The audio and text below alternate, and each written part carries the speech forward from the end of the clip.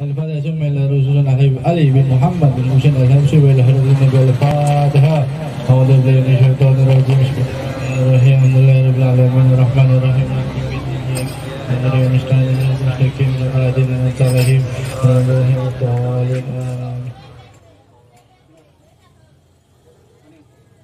يا ربي صل على محمد، يا ربي صل عليه وسلم. ربي صل على محمد، يا ربي صل عليه وسلم. صل على محمد أسرى في بدر في الكون أشراق. يا ربي صل على محمد، يا ربي صل عليه وسلم. يا ربي صل على محمد أكرم داء يدعو إلى الحق. يا ربي صل على محمد، يا ربي صل عليه وسلم. يا ربي صل على محمد المصطفى الصادق المصدق.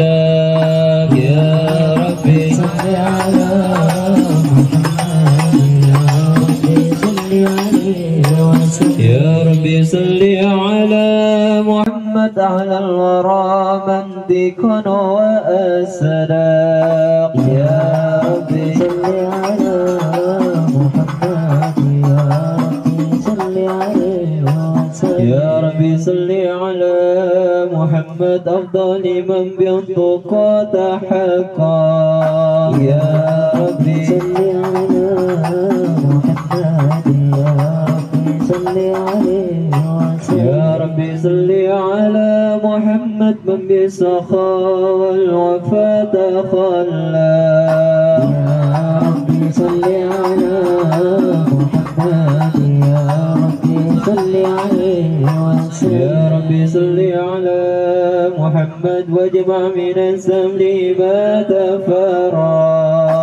يا ربي صل على محمد، يا ربي صل عليه وسلم. يا ربي صل على محمد واسر وساهل ما قد تعود. يا ربي صل على محمد، يا ربي صل عليه وسلم. يا ربي صل على محمد وافتح من الخير كل مغلق. يا ربي صل على محمد، يا ربي صل عليه وسلم. يا ربي صل على محمد وآله ومن بالنبي تعلق. يا ربي صل على محمد، يا ربي صل عليه وسلم. يا ربي صل على محمد وآله ومن للحبيب يغشى. يا ربي صل على محمد، يا ربي صل عليه وسلم. يا ربي صل على محمد ومن بحبل النبي توفى. يا ربي صل على محمد، يا ربي صل عليه وسلم. يا ربي صل على محمد، يا ربي صل عليه وسلم. يا ربي صل على محمد، يا ربي صل عليه وسلم. يا ربي صل على محمد، يا ربي صل عليه وسلم. يا ربي صل على محمد، يا ربي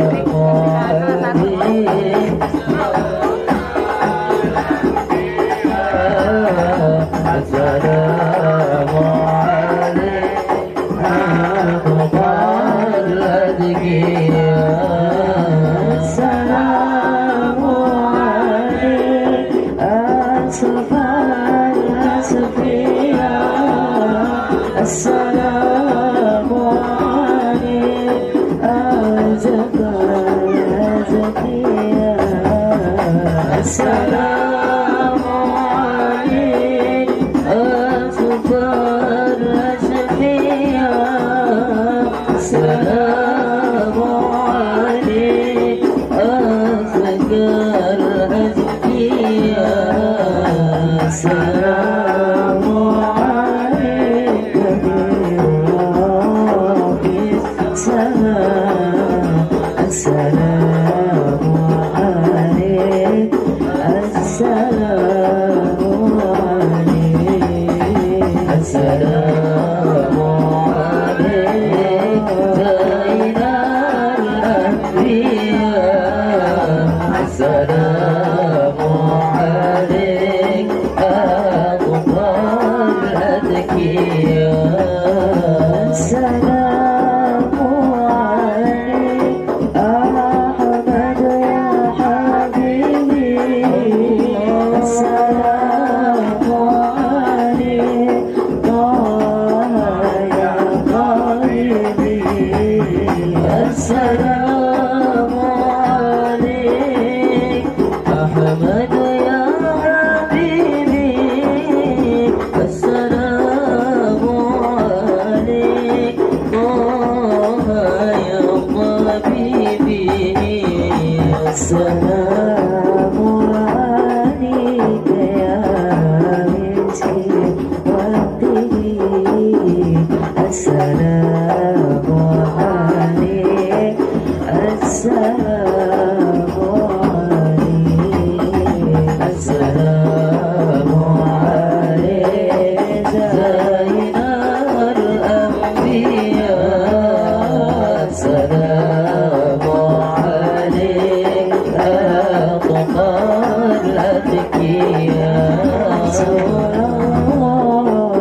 الله يا نبي يا نبي لك شفاعة وهذا مطلبي يا نبي يا رسول الله يا نبي يا نبي لك شفاعة وهذا مطلبي يا نبي أنت المرتجى يا مازما شفعنا يا خير لنا أنت المرتجى يا مازما شفع لنا يا خير الآن شفع لنا يا حبيبنا اشفع لنا يا حبيبنا لك شفاعة يا رسول الله يا نبي يا رسول الله يا نبي لك شفاعة وهذا مطلبي يا نبي اللهم صل وسلم وبارك عليه وعلى آله أعوذ بالله من الشيطان الرجيم بسم الله الرحمن الرحيم إنا فتحنا لك فتحا مبينا ليغفر لك الله ما تقدم من ذنبك وما تأخر ويتم نعمته عليك ويهديك صراطا مستقيما وينصرك الله نصرا عزيزا لقد جاءكم رسول من أنفسكم عزيز عليه ما عنتم حريص عليكم بالمؤمنين رؤوف رحيم فإن تولوا فقل حسبي الله لا إله إلا هو عليه توكلت وهو رب العرش العظيم إن الله وملائكته يصلون على النبي يا أيها الذين آمنوا صلوا عليه وسلموا تسليما اللهم صل وسلم وبارك عليه. بسم الله الرحمن الرحيم الحمد لله القوي سلطانه الواضح برهانه المبسوط في الوجود كرامه وإحسانه صلى الله عليه تعالى مجده وعظم شانه خلق الخلق لحكمة وطوى عليها علما وبسط لهم من فائد المنة ما جرت به في أكدره الكسمة فأرسل إليه مصرف خلقه وأجل عبده رحمة سلكت إرادته الأزلية بخلق هذا العبد المحبوب فانتشرت أثار وشرفه في عوالم شهادته والغيوب فما جل هذا المن الذي تكرم به المنان وما أعظم هذا الفضل الذي برز من حضرة الإحسان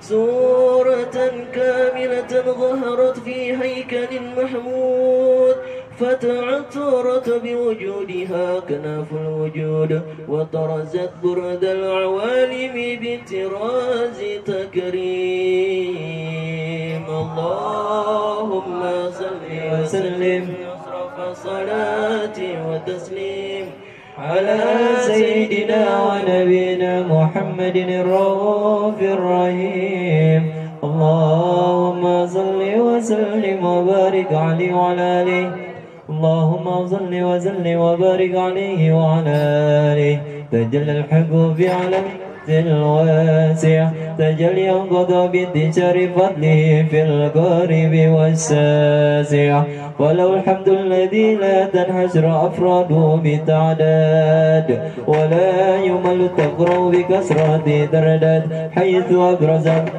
من الإمكان صورة الإنسان ليتشرف بوجوده ثقلا وتنتشر أسراره في الأكوان فما من سر اتصل به قلب منيب إلا من سوابغ فضل الله على هذا الحبيب يا لقلب سرور قد توالى بحبيب عم الأنام نوالا جل من صرف الوجود وأمر الكون بهجة وجمالا وترك في حسن على وتنهى في مجده وتعالى لا حزن العيون في مجد لده بشرا كاملا يزيخ الضلال ومن فوق علمه قد رأته رفعة في سنه وكمالا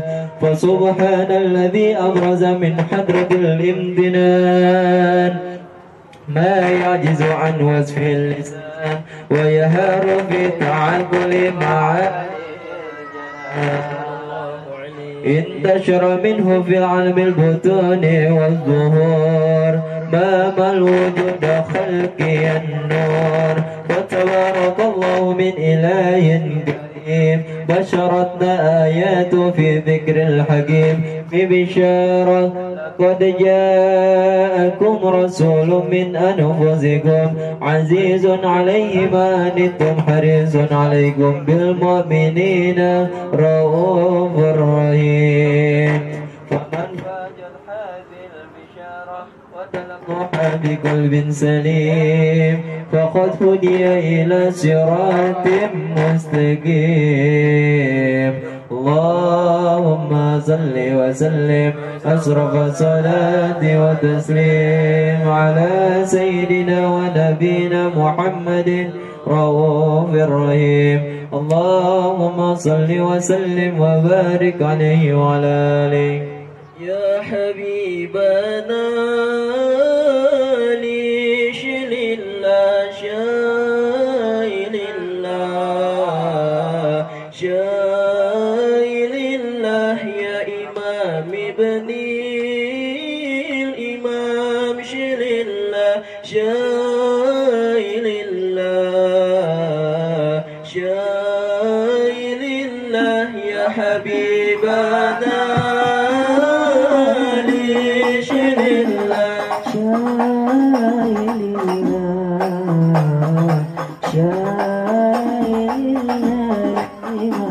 ابني الإمام شيل الله شايل الله شايل الله بفريضة قد حضرنا مجمع القوم الكرام قوم الكرام وبلغنا ما طلبنا من مطالب ومرام لب ومرام يا حبيبنا شيل الله شايل الله شايل الله يا إمام ابني الإمام شيل الله شايل الله شايل الله على كل ما تمنى عند هاتيك الخيام تلك الخيام وهزار الأنس ظنا وسجع قمر الحمام قمر الحمام يا حبيبنا شيل الله شايل الله شايل الله يا إمام ابني الإمام شيل الله شايل الله شايل الله واجتمعنا واتصلنا عند سيدنا الإمام سيدنا الإمام وشهدنا حين زرنا ما هنا ليك من مقام ليك من مقام يا حبيبنا شيل الله شايل الله شايل الله يا إمام ابني الإمام شيل الله شايل الله شايل الله ربي فاجعل مجتمعنا ضياء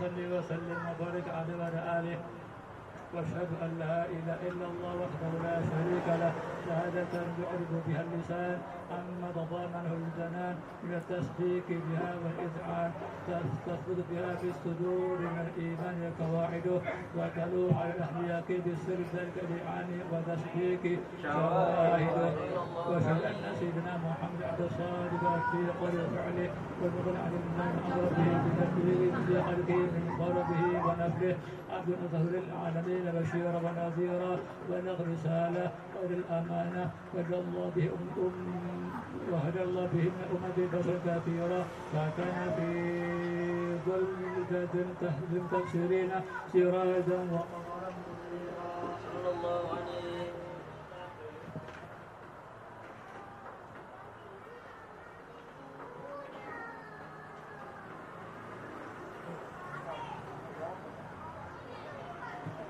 فما عظمها من الكرامات تغفر الله بها على البشر ومن سعى من نعمة تشرها في البحر والبر. اللهم صل وسلم على الصلوات واجمعها وازكى التحيات باوسعها على هذا العدلات الواقبه بحرك العبوديه وبرز فيها في حيز الكمال وقام الحق ربنا في مواطن حكمة الله وقبل عليه غاية الإجبار صلى الله عليه وسلم صلى عليه به ويمسه في قلب ونور شر تعلقه بحب حبه ويكتب بها نبيه بحبه وعن آل صحبه ذات قلبه في صاحة بقربه في أسر بحبه مع الأكبان من الشيخ ذكراهم نسير. اللهم صل وسلم أشرف الصلاة وتسليم على سيدنا ونبينا محمد الرؤوف الرحيم. اللهم صل وسلم وبارك عليه وعلى آله. اللهم صل وسلم وبارك عليه وعلى آله. أما بعد فلما تعلقت إرادة الله في العلم القديم بظهور أسرار تأشيس للبشر الكريم بتقديم وتكريم ونفاذات القدرات الباخرة بنعمة واسعة آمنة العامرة فانفلقت بيضة التشرير في العالم المطلق الكبير عن جمال مشهود بالعين هاول وصف وفي الكمال المطلق والحسن التام وزين.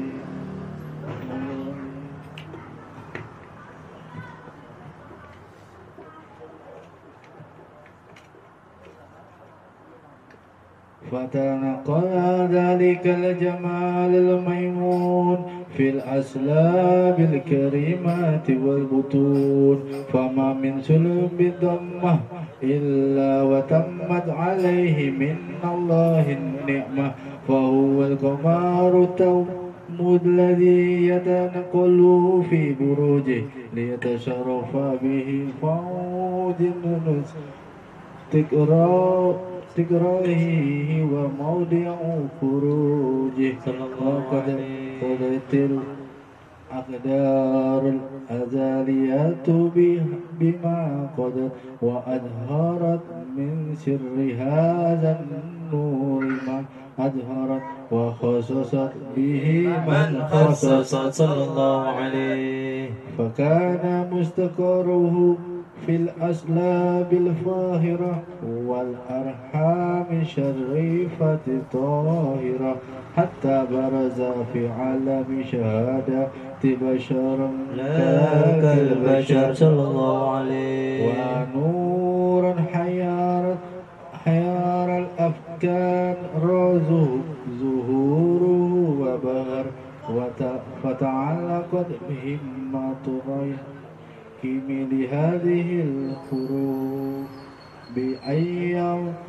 بأيركما في هذا الكرطاس ما هو لديه من عجائب ذلك النور معروف صلى الله عليه. وإن كانت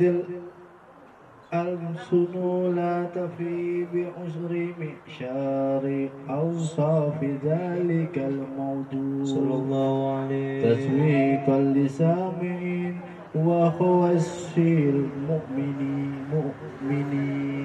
وترفيحا للمتعلقين بهذا نور المبين صلى الله عليه فأنا تغيب الأقلام عن سوء خير الأنام ولكن هزأني إلا تدويني ما حفظته من شعار أسراف المخلوقين صلى الله عليه وما أكرم الله به في مولده من الفضل الذي عم العالمين صلى الله عليه وبقيت رايته في الكون منشورة على مري أيام وشهور والسنين داعي تعلقي بهذه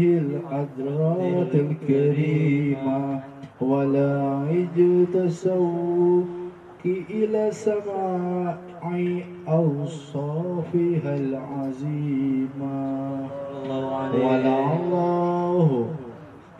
ولعل الله ينفعهم به المتكلم وسامعين فيدخلان في شفاعته هذا النبي شافع أمين ويتروحان برأي ذلك النعيم اللهم صل وسلم أشرف صلاة وتسليم على سيدنا ونبينا رؤوف الرحيم اللهم صل وسلم ربي فاجعل مجتمعنا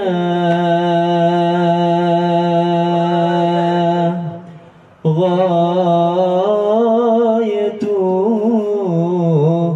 حسن الختام واتنا ما قد سألنا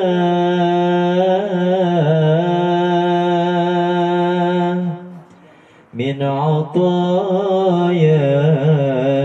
كالجسام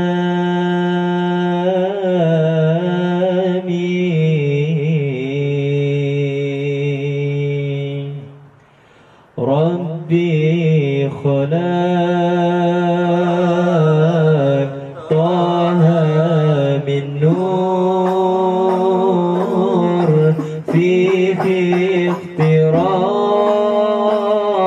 احترام فيه احترام ناداه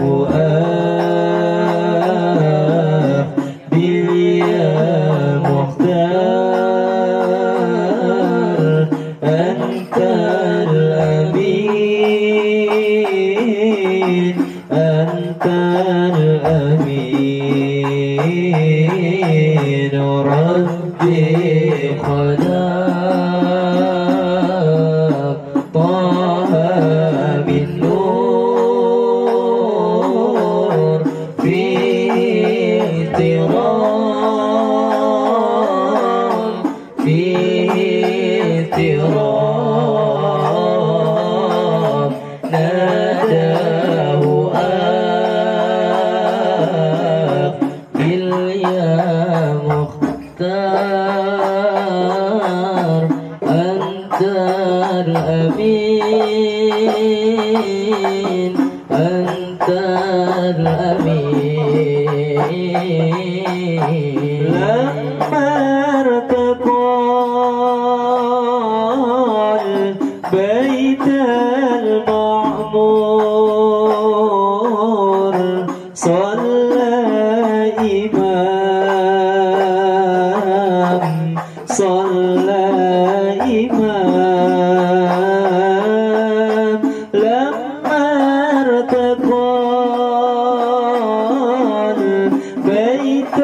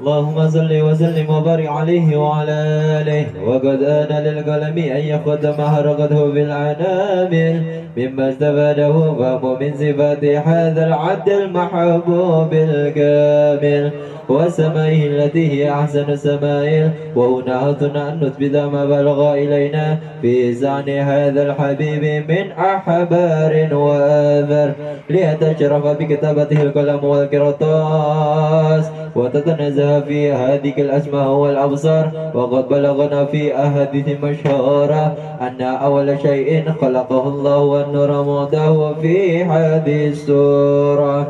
فنور هذا الحبيب أول مخلوق برز في العالم ومنه تفرع وجود خلق بعد خلق فيما حدث وما تقدم.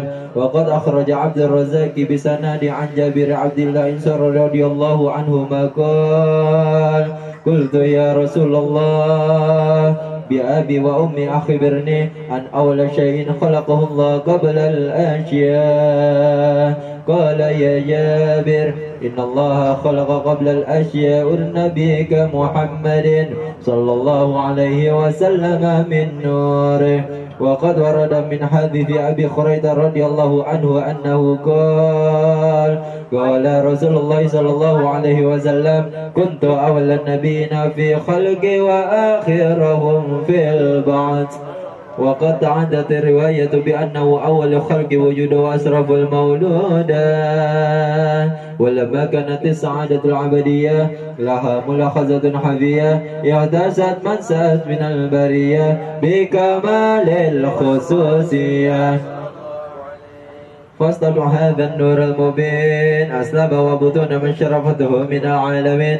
فتلقى هذا النور من صلب آدم ونوح وإبراهيم حتى أوصلته يد علم القديم إلا من خصته بتكريم أبيه الكريم عبد الله بن عبد المطلب ذي القدر العظيم وأمي التي فيه محافي ومحافي وآمنة السيدة الكريمة آمنة فتلقى صلب عبد الله فالقوا إلى بطنها فضمته عنساه بينة الله محافظة على حق هذه الدرة وأوسونها فحملت برعاية الله كما ورد عنها حملا حفيفا لا تجد له ثقلا ولا تسكو منه على من ولا إللا حتى مر الشهر بعد شهر من حمله وقرب وقت بروزه إلى عالم الشهادة لتنبسط على آل هذا العالم فيوضة فضله وتنتصر فيه آثار مجده السميع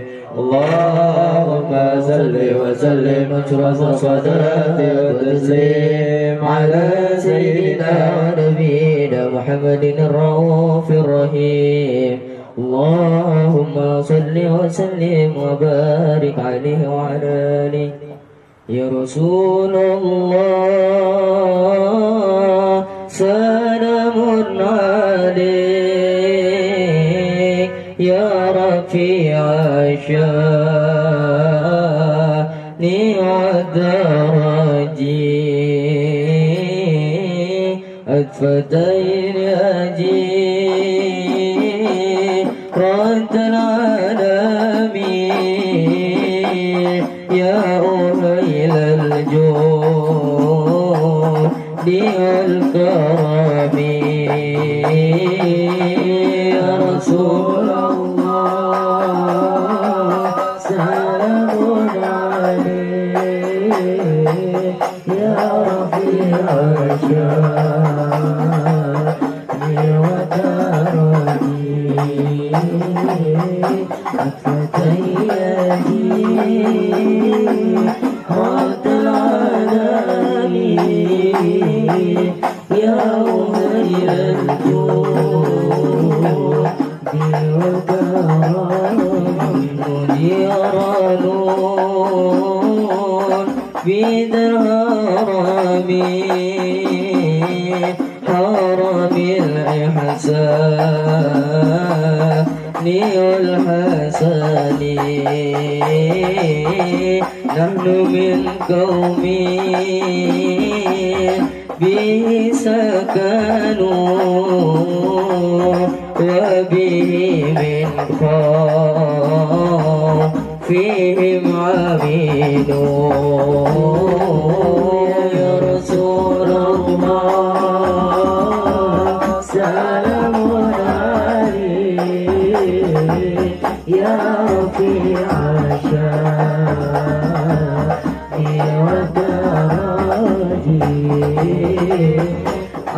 أفتيتي رد العالمين يا أهيل الجود والكرم وبآياتي القرآن ونور فتعيدنا أخو الحنين ضارب البدحاء وتريفنا وصفا البيت يلفنا يا رسول الله سلام عليك يا رفيع الشان والدرج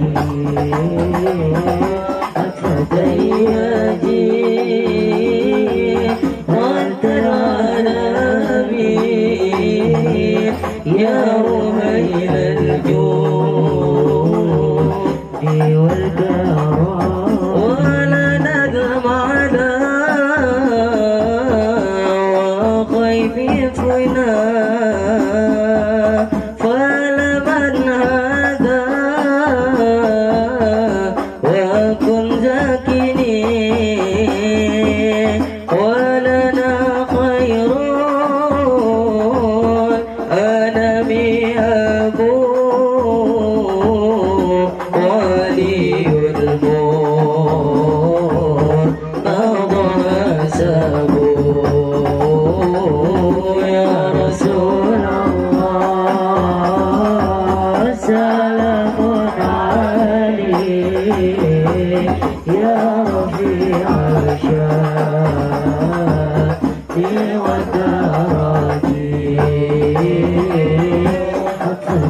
يا جيرة العالمين يا مهيل الجود أهل البيت المصطفى الطهري هم عمل الأرض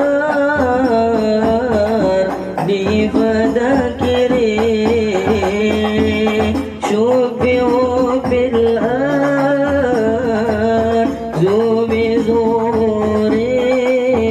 بزهوري مثل ما قد جاء في سنني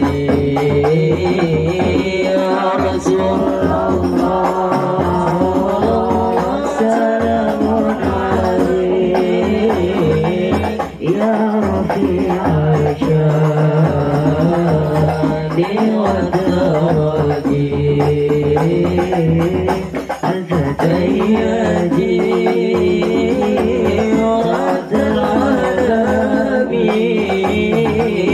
يا ويل الجود ربي فانفعنا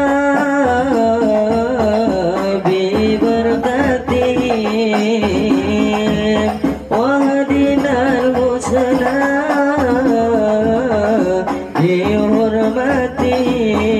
لحرمتهم ومثلنا فيه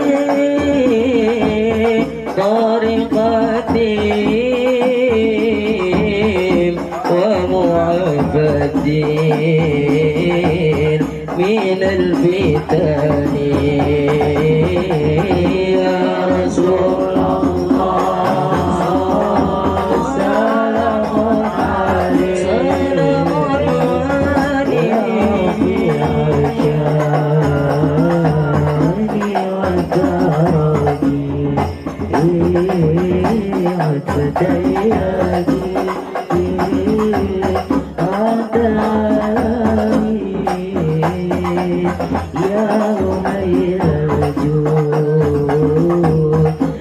والدرج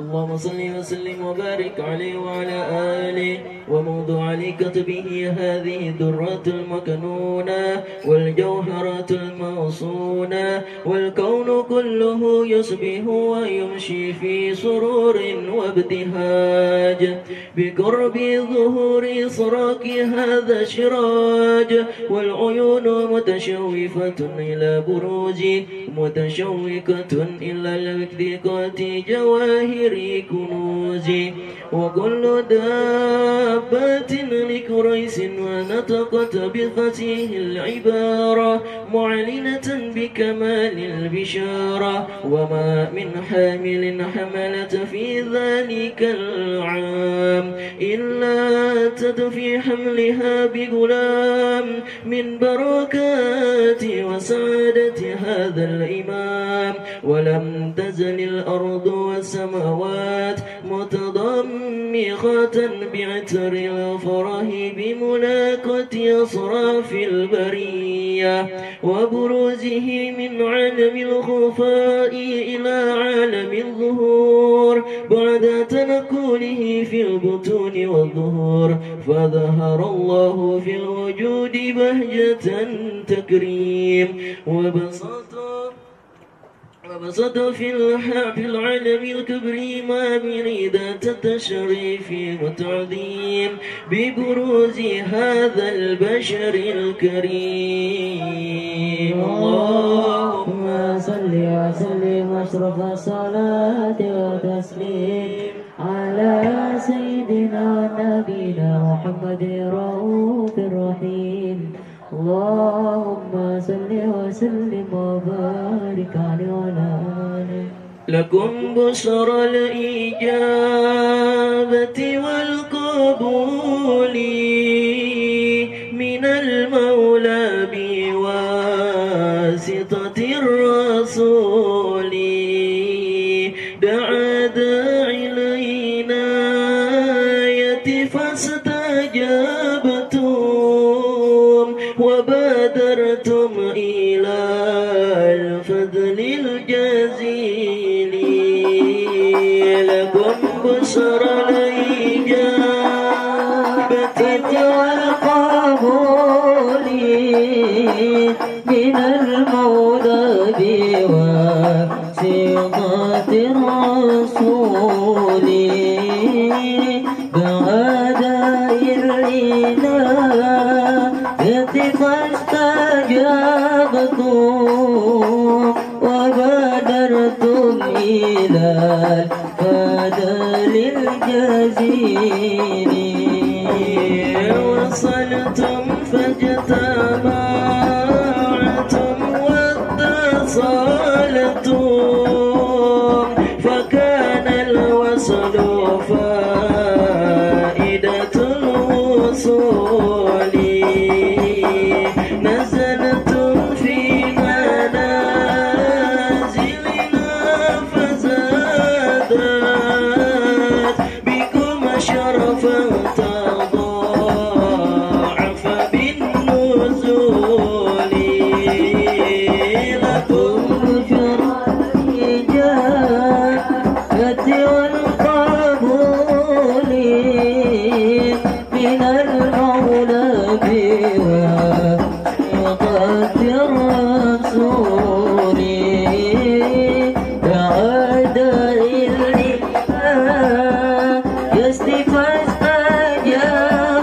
فاستجبتم وبادرتم إلى الفضل الجزيل ألا يا مرحبا أهلا وسهلا بكم يا نسل طه والبتول سألت الله يكرمكم جميعا وكل الوافدين بكل سول لكم بشرى الإجابة والقبول من صيغة الرسول فأدى إلينا فاستجبتم وبادرتم إلى الفضل الجزيل ولا يرتدي ويحب منكم ويتحفكم بإحسان وطول ويهديكم صراطا مستقيما ويظهرك بكم سر الوصول لكم بشرى الإجابة والقبول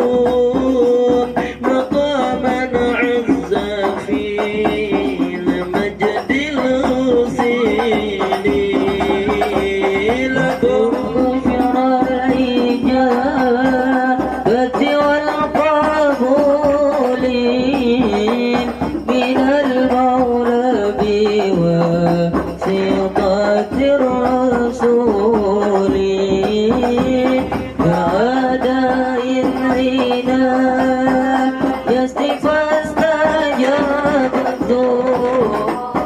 وبادرتم عيد الفضل الجزيل بحرمة سيدي سادة الخيرين يا سيدي البريء وصولي إمام المرسلين وخير عابدين كريم كامل وفرد جليل لكم بشر الإجابة والقبول من المولى بواسطة الرسول كأداء العناء فاستجبتم وبادرتم عيد الفضل الجزيل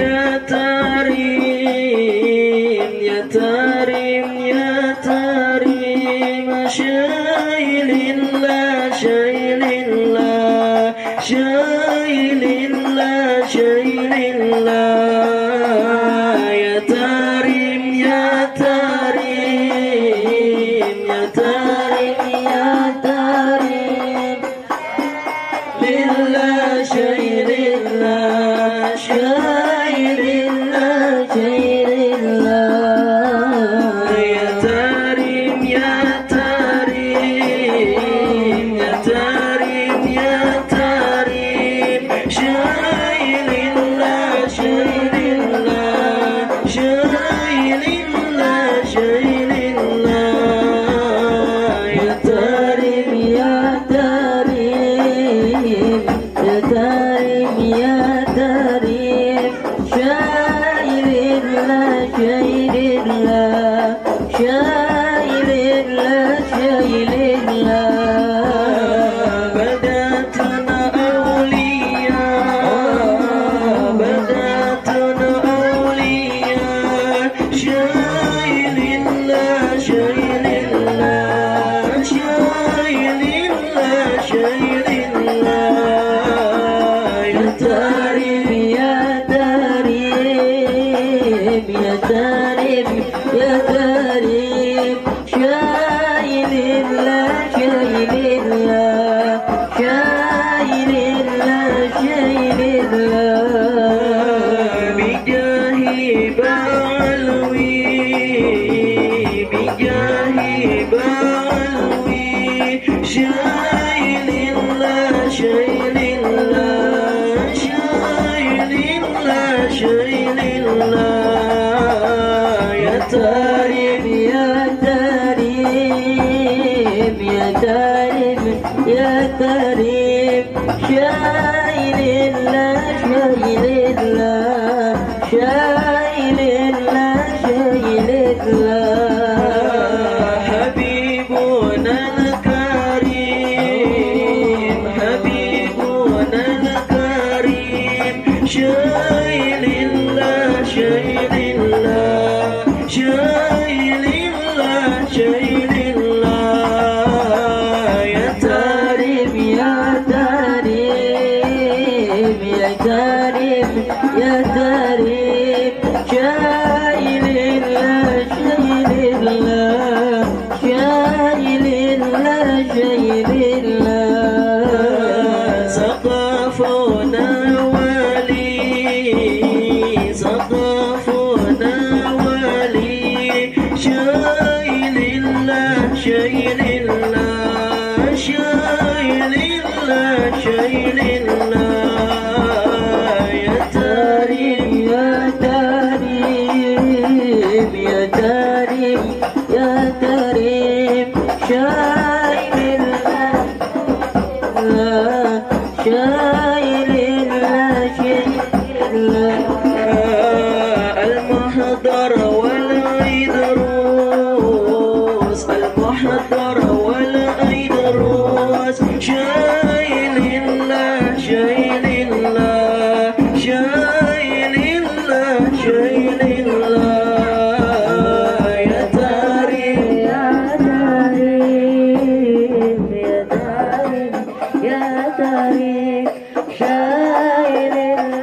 شيء لله شيء لله شيء لله يا تريم يا تريم يا تريم يا تريم شيء لله شيء لله شيء لله شيء لله يا تريم يا تريم يا تريم يا تريم شيء لله شيء لله شيء لله شيء لله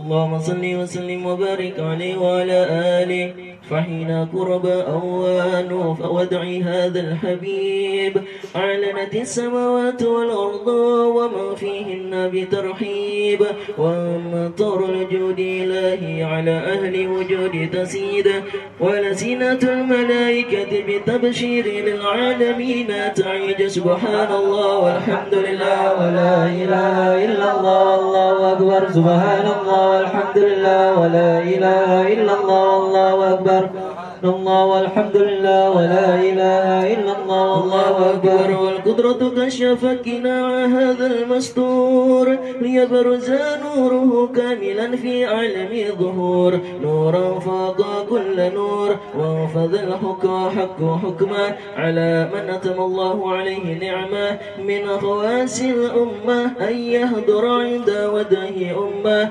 تانيسا لجنابها المسعود ومشاركة لها في هذا الشمات الممدود فحضرت بتوفيق الله سيدات مريم وسيدات آسيا ومعهما من الحور عن عيني ما قسم الله له من السرف بالقسمة الوافية وذا الوقت الذي تبارك الله على حضوره وجود هذا المولود فانفلق صبح الكمال من النور عين عمود وبرز الحميد المحمود مذعنا لله بالتعظيم والسجود صلى الله على محمد صلى الله عليه وسلم صلى الله على محمد صلى الله يا نبي سلام عليك يا رسول سلام عليك يا حبيب سلام عليك صلوات الله عليك الله يا نبي سلام عليك يا رسول سلام عليك يا حبيب سلام عليك صلوات الله عليك أشرق الكون بديهايات بوجود المصطفى أحمد وليا للكون ونس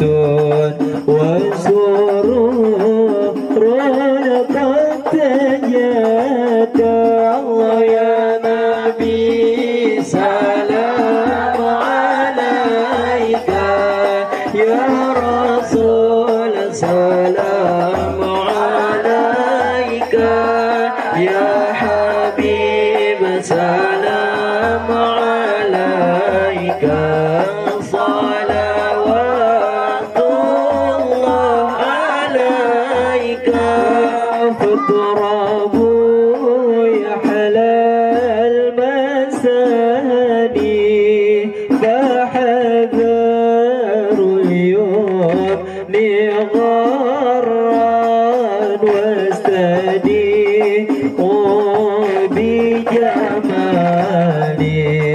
فقف الحسن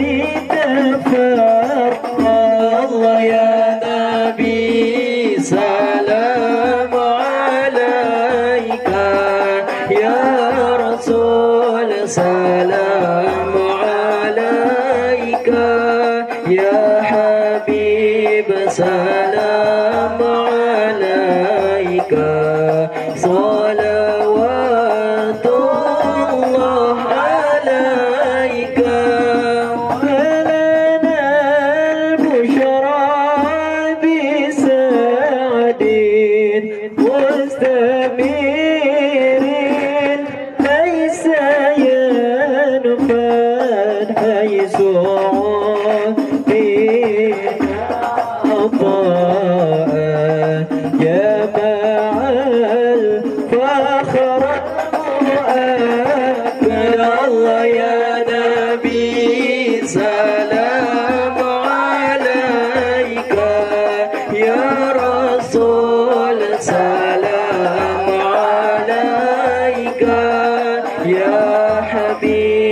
سلام عليك صلوات الله عليك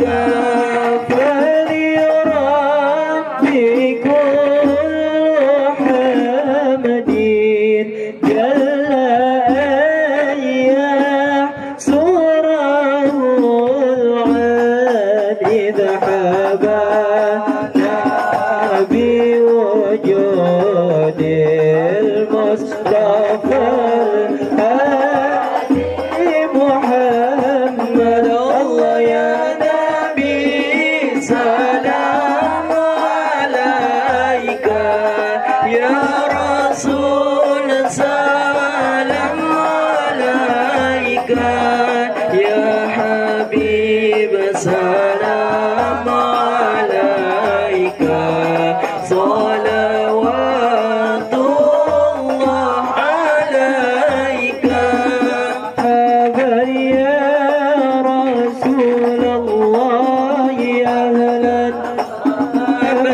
بك إن بك نسعد مرحبا مرحبا يا نور العين مرحبا مرحبا جد الحسين مرحبا وبجاي يا إلهي مرحبا جد وبلغ كل مقصد مرحبا مرحبا يا نور العين مرحبا مرحبا جد الحسين وهدينا ناجا سبيلي مرحبا مرحبا كي به نسعد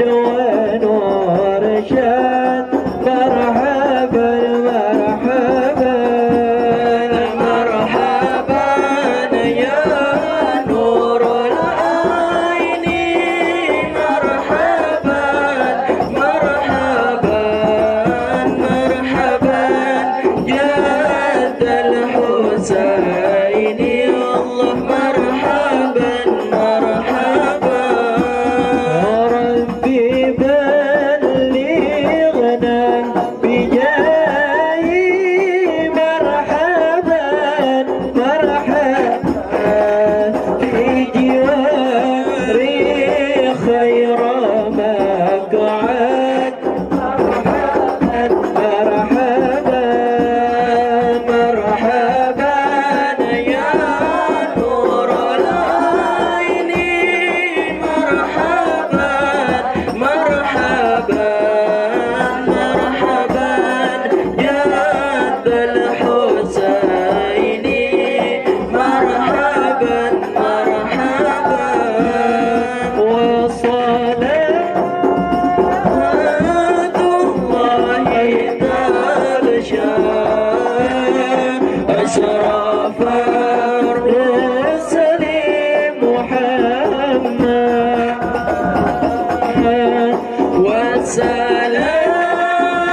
وسلام مستبير كل حين يتجدد صلى الله على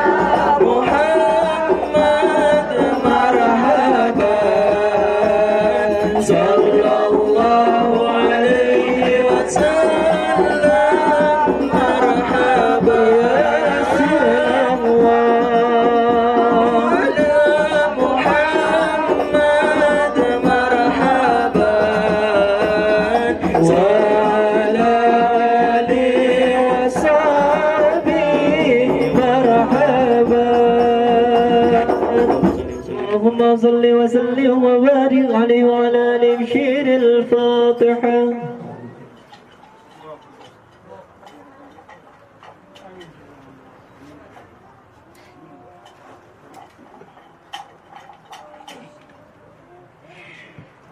عباد الله رجال الله أغيثنا لأجل الله وكونوا عوننا لله عسى نحظى بفضل الله.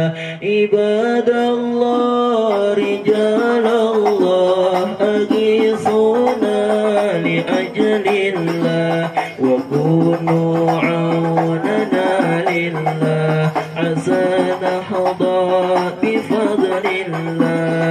ويا أقطاب ويا أنجاب ويا سادات ويا أحباب وأنتم يا أولي الألباب تعالوا وانصروا لله. عباد الله رجال الله أغيثونا لأجل الله وكونوا عوننا لله عسى نحظى بفضل الله. سألناكم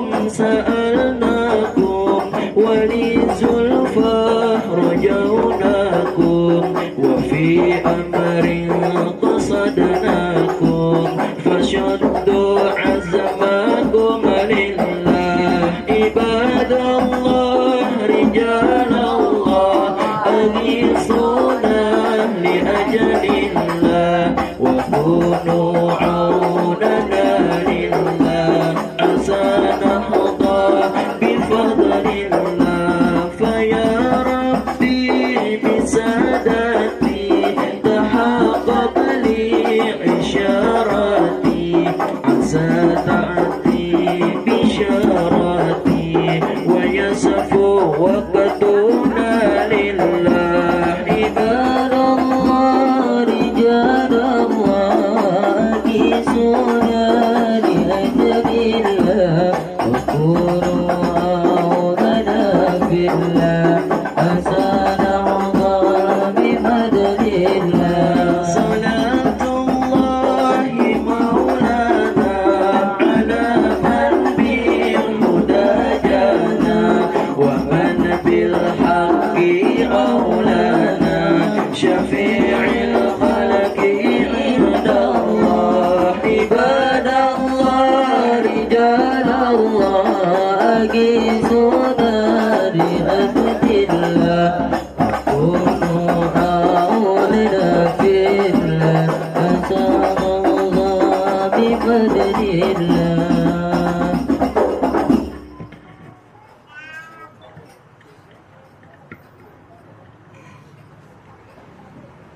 Assalamualaikum warahmatullahi wabarakatuh.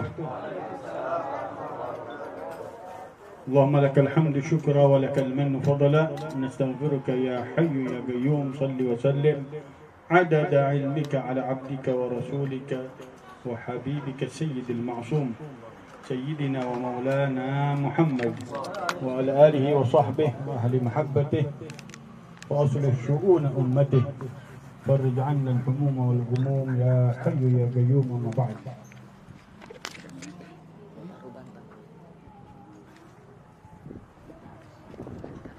Alhamdulillah pada malam hari ini kita bersama-sama berkumpul dalam 40 hari orang tua kita Bapak Sapri bin Wardi dari saudara kita Ustaz Herman yang mudah-mudahan berkumpulnya kita membawa keberkahan untuk keluarga besar almarhum maghfurlah dan begitu juga membawa cahaya di alam kuburnya, diangkat segala kesulitan-kesulitan apa-apa yang ada di alam kuburnya, diberikan kenikmatan-kenikmatan Allah Subhanahu wa taala, diluaskan menjadi taman-taman surga Allah Subhanahu wa taala. Amin ya rabbal alamin. Hadirin hadirat rahimakumullah. Dari mulai maghrib tadi, Isya. Dari mulai Isya kita berzikir kepada Allah Subhanahu wa taala, memandangkan selawat, membaca sirahnya Rasulullah sallallahu alaihi wasallam yang kita hadiahkan kepada orang-orang tua kita, terutama sahibul musibah Bapak Sabri bin Wardi, yang pada hakikatnya kita mendoakan orang tua kita itu adalah salah satu yang diperintahkan oleh Rasulullah sallallahu alaihi wasallam. Bagaimana yang diriwayatkan oleh Abu Dawud dan yang lainnya ketika Sayyidina Uqbah bin Amir berkata, sa'ala rajulun Rasulullah sallallahu alaihi wasallam, hal alayya minal birri ba'da wafati walidayya, apakah ada kebaktian yang kulakukan setelah kedua orang tuaku tiada? Qala Rasulullah sallallahu alaihi wasallam, na'am. Rasulullah sallallahu alaihi wasallam mengatakan, iya, as-salatu alaihima wal istighfaru lahuma wal tanfid wasiyatihima wa ahdihima wa ikrami sadiqihima wassilati allati la tusal illa bihima. Rasulullah sallallahu alaihi wasallam mengatakan, ada, kata Rasulullah, yang pertama mendoakannya, mensolatinya. Makna kata mensolatinya bukan hanya mensolatkan jenazahnya, tapi juga makna yang lebih umum. Makna solat adalah doa bil khair, mendoakan dengan hal-hal yang baik. Rasulullah memerintahkan kita untuk mendoakan kedua orang tua kita sebagaimana perintah Allah Subhanahu wa taala, Rabbighfirli wa liwalidayya warhamhuma kama rabbayani shaghira. Ya Allah, ampuni kedua orang tuaku dan sayangi keduanya sebagaimana mereka menyayangi kami di waktu kami kecil. Yang kedua, al-istighfar lahum, beristighfar untuk keduanya. Kenapa dikhususkan istighfar? Karena orang tua paling senang, paling hadiah yang paling menyenangkan istighfar anak-anaknya. Begitu juga istighfar daripada orang-orang yang mengenalnya. Rasulullah sallallahu alaihi wasallam mengatakan, innar rajula la yurfa' fil jannah biistighfari waladihi malah. Sungguhnya seorang mayit diangkat derajatnya di dalam surga dengan istighfar anaknya kepadanya. Sebagian riwayat mengatakan bahwa dibangkitkan manusia nanti dengan dosa-dosa yang dia bawa dari alam kuburnya segunung-gunung. Ketika dibangkitkan, nggak ada lagi itu dosa. Ditanya, dari mana engkau dapatkan ini?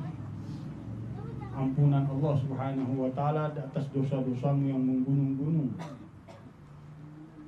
Allah Subhanahu wa taala mengatakan para malaikatnya diperintahkan Allah bistighfaril ahya'i lahum, dengan istighfar orang-orang yang hidup untuk kalian. Jadi istighfar mempunyai khususiyah yang luar biasa. Astaghfiru rabbakum innahu kana ghaffara yursilis samaa'a 'alaikum midrara wa yumdidkum bi amwalin wa banin wa yaj'al lakum jannatin wa yaj'al lakum anhara ma lakum la tarjuna lillahi waqara wa qad khalaqakum atwara. Astaghfiru rabbakum. Allah perintahkan kita untuk minta ampunan Allah. Untuk apa? Innahu kana ghaffara. Sungguhnya Allah Subhanahu wa taala Maha Pengampun. Yursilis samaa'a 'alaikum midrara. Allah turunkan air hujan yang begitu deras untuk kalian. Dengannya air hujan itu yumdidkum bi amwalin wa banin. Allah tumbuhkan harta benda kalian, pohon-pohon hijau, buah-buahan keluar, bunga-bunga merekah dengan air hujan yang dituangkan oleh Allah Subhanahu wa taala. Wa yumdidkum bi amwalin wa banin. Yusilis samaa'a 'alaikum midrara wa yumdidkum bi amwalin wa banin. Dan Allah anugerahkan untuk kalian dengan istighfar bi amwalin wa banin, dengan harta-harta dan keturunan-keturunan. Makanya diwasiatkan oleh para habaib kita, ulama-ulama kita, orang kalau sulit kerjaan, sulit rezeki, sulit harta, banyakin istighfar. Begitu juga orang-orang yang nggak punya keturunan, yang pengen anak, yang divonis, kalau kita bilang mandul, itu ulama-ulama kita ngasih resepnya cuma satu, banyakin istighfar. Karena Allah Subhanahu wa Ta'ala yang jamin, yumditkum, pasti Allah anugerahkan kalian harta, wabanin, dan anak-anak turunan. Ini yang ditunggu-tunggu oleh orang-orang yang ada di alam kuburnya. Ahdal hadiyah lil mayyit ad-du'a wal istighfar. Hadiah yang terbesar untuk seorang mayit adalah doa dan istighfar. Innal mayyit kal gharigil makhuf yantadhiru da'watan man kana ya'rifuhu fid dunya. Seorang yang meninggal dunia itu seperti orang yang tenggelam lagi minta tolong, ketakutan. Dia menunggu doa-doa yang menolongnya dari rasa takutnya tersebut, tenggelamnya tersebut di dalam lautan, dari orang-orang yang dia kenal di masa hidupnya. Anaknya doain dia, istrinya doain dia, kerabatnya doain dia, tangganya doain dia. Ini nikmat yang begitu luar biasa dari Allah Subhanahu wa Ta'ala. Akhirnya Herman bisa kumpulin kita. Ini bagian juga yang dikatakan oleh Rasulullah Sallallahu Alaihi Wasallam. Yang ketiga adalah watanfidhi wasiyatihi wa ahdihima, melaksanakan wasiat kedua orang tua kita yang meninggal. Begitu juga janji-janji mereka, kalau punya janji, punya wasiat, cepat-cepat. Bahkan ulama mengatakan kalau seorang meninggal dunia, yang wajib diperhatikan bukan warisan dulu. Kenapa? Karena ada kewajiban yang harus dilakukan. Yang pertama, kewajibannya atas Allah Subhanahu wa Ta'ala, yaitu zakat-zakat yang belum dikeluarkan, kafarat-kafarat yang harus dibayarkan. Itu yang pertama. Yang kedua, duyunul mu'allaqah bidzimmah, utang-utang yang masih jadi tanggungan si mayit. Itu yang kedua yang harus dijalanin. Yang ketiga, al-wasiyah, wasiatnya. Yang keempat, tajhizul janazah, mempersiapkan jenazahnya, pengurusannya sampai penguburannya. Baru yang terakhir itu warasah, warisannya, bagi-bagi.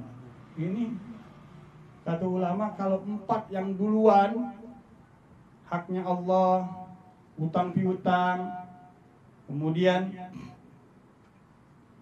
apa namanya tadi, wasiat, pengurusan jenazah, habis, hartanya gak ada lagi, udah gak ada wajibnya dia mengeluarkan warisannya, gak boleh dibagiin warisannya, gak ada lagi hak ahli warisnya untuk menerima warisannya. Maka yang 4 tadi lebih didahulukan, bukan bagiin warisan. Na'udzubillah min dzalik. Yang keempat kata Rasulullah sallallahu alaihi wasallam, wa ikrami sadiqihima, memuliakan orang-orang, teman-teman kedua orang tua kita. Itu menyenangkan orang tua kita di alam kuburnya. Min abarril bir an yasilar rajul ahla wuddi abi. Dari kebaktian yang tertinggi seorang anak adalah menyambung hubungan orang-orang yang dulu dicintai oleh kedua orang tuanya. Senangin orang tuanya. Wasilaturrahim allati la tusal illa bihima, menyambung silaturahim yang tidak tersambung kecuali kepada orang tua kita. Orang tua kita rajin datengin paman kita, saudaranya, baik yang laki yang perempuan, pamannya yang laki yang perempuan, paman encik ini, paman enciknya, itu disambung orang tua kita, kita jalanin, sambungin lagi, jangan dilepas. Itu perintah dari Rasulullah Sallallahu Alaihi Wasallam. Kalau 5 ini kita jalanin, mudah-mudahan kita ditulis sama Allah Subhanahu wa Ta'ala dari anak-anak yang berbakti kepada kedua orang tuanya. Dan ingat janji Rasulullah, birru aba'akum tabarrukum abna'ukum. Berbaktilah kalian kepada kedua orang tua kalian, maka anak-anak kalian pasti akan berbakti kepada kalian. Kesalahan orang-orang sekarang, bisanya ngeklaim anaknya salah, anaknya durhaka, tapi pada hakikatnya apa? Bapaknya lebih durhaka. Ketika seorang datang kepada Sayyidina Umar bin Al-Khattab menyatakan anaknya bandel, anaknya nakal, anaknya kurang ajar, anaknya durhaka kepada dia. Sayyidina Umar diceritain tentang bagaimana kelakuan anaknya sampai marah, panggil itu anak. Ketika mau dipecut oleh Sayyidina Umar, kata anak tersebut, wahai Amirul Mukminin, adil, berikan keadilan. Kalau engkau mau memukulku, tanya dulu apa yang telah dilakukan orang tuaku kepadaku. Dia nggak ngajarin aku tentang agama, dia nggak ngajarkan aku tentang akhlak, dia nggak ngajarkan aku tentang segala sesuatu daripada ajaran-ajarannya Rasulullah SAW. Akhirnya kata Sayyidina Umar, yang lebih pantas engkau yang aku gebuk, bukan dia, bukan anakmu. Engkau lebih durhaka dibanding anakmu. Anakmu ini durhakanya sebab daripada kedurhakaan orang tua. Na'udzubillah min dzalik. Maka Allah Subhanahu wa taala mengatakan, aba'ukum wa abna'ukum la tadruna ayyuhum aqrabu lakum naf'a. Orang tua atau anak kalian, kalian nggak tahu mana yang lebih dekat memberikan manfaat untuk kalian.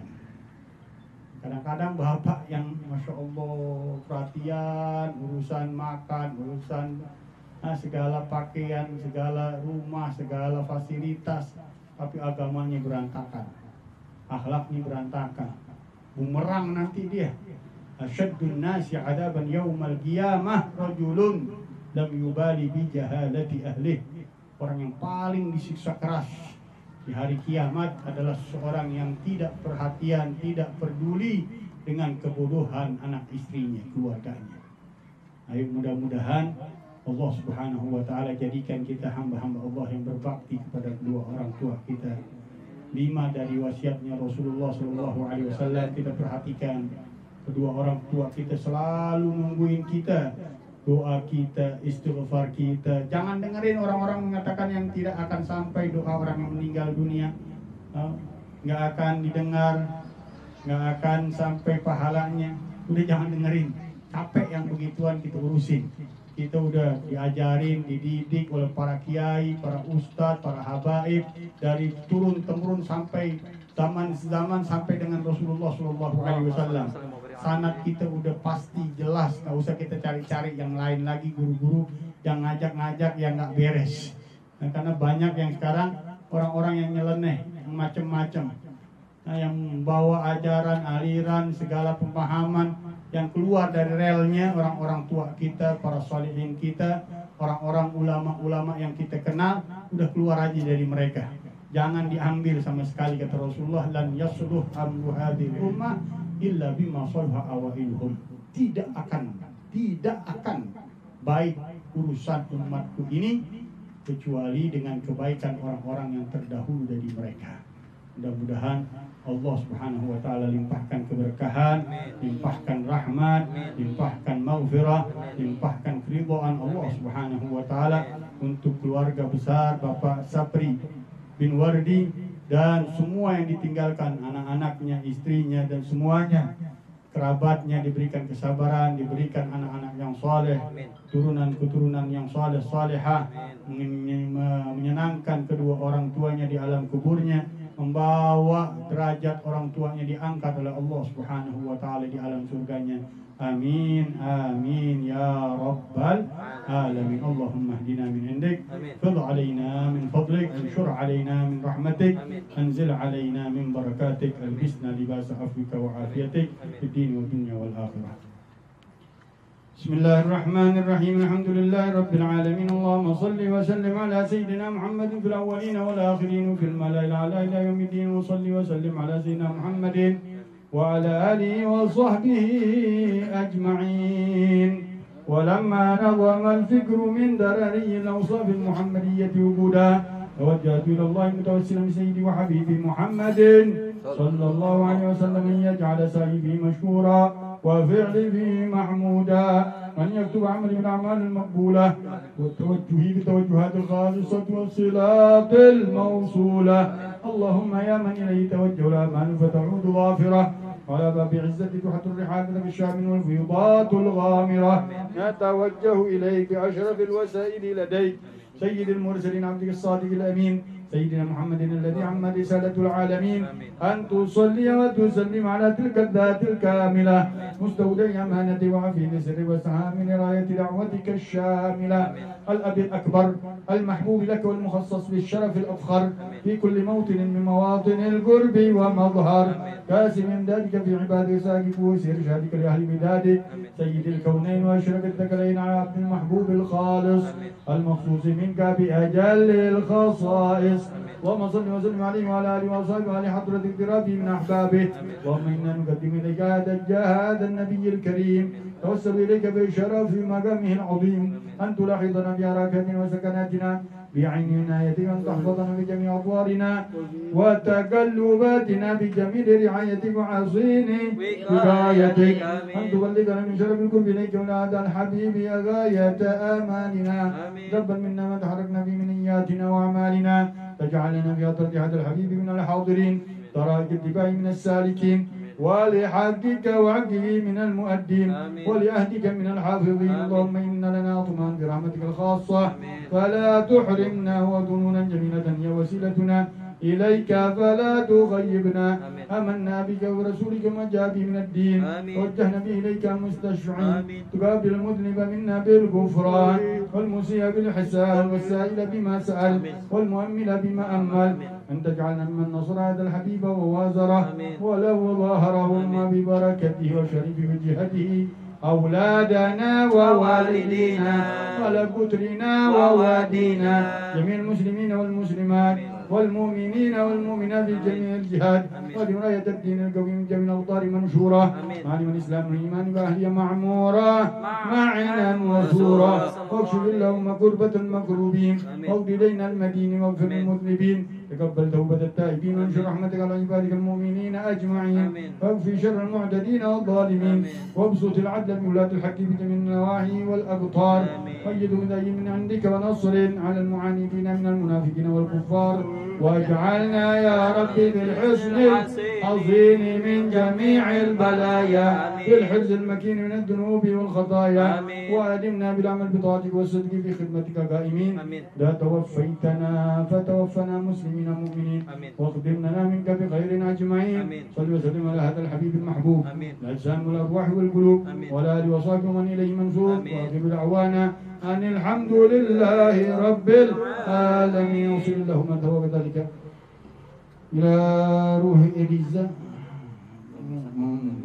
إن الله يشفي شفاء عاجلا غير آجل إليزا حجؤنا بنت إبراهيم إليزا بنت إبراهيم حجؤنا بنت سامين أن الله يشفيهما شفاء عاجلا غير آجل بلا سقم ولا ألم اللهم بتربة أرضنا وريقة بعضنا اشفي مريضنا بإذن ربنا اشفي مريضنا اشفي مريضنا اشفي مرضنا اللهم مذهب الباس أذهب الباس رب الناس مذهب الباس اذهب الباس اشفي أنت الشافي لا شفاء إلا شفاءك شفاء لا يغادر سقما ولا ألما اللهم بعزة وقدرتك من شر ما تجي من وجههما هذا اللهم بعزة وقدرتك من شر ما من وجههما هذا على هذه النية وعلى كل نية صالحة إلى حضرة النبي الفاتحة